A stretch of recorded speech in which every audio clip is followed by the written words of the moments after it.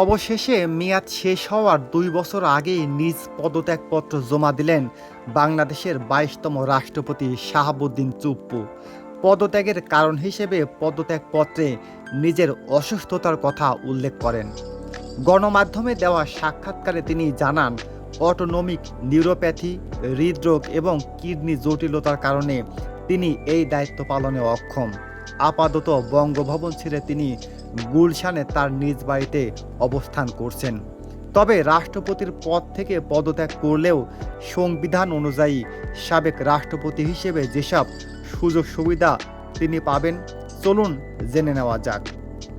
বর্তমান একজন রাষ্ট্রপতির বেতন ১,২০,০০০ টাকা।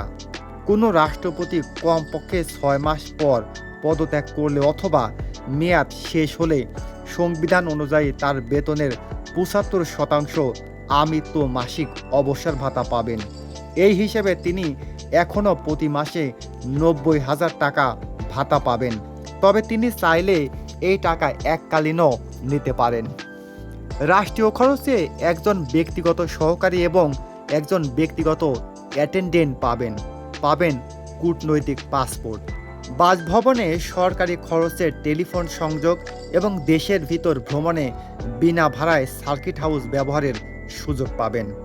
এছাড়াও একজন মন্ত্রীর সমপরিমাণ সরকারি চিকিৎসা পাবেন। এটি তার স্ত্রীর ক্ষেত্রেও বলবৎ থাকবে। তবে সংবিধান এটাও বলে, এই আইন চিরস্থায়ী নয়। সাবেক রাষ্ট্রপতি যদি নৈতিক স্খলন জাতীয় কোনো অপরাধে দণ্ডিত হয় অথবা তার ক্ষমতা গ্রহণ যদি অসাংবিধানিক হয়ে থাকে, তবে তিনি এসব সুযোগ সুবিধা পাবেন না।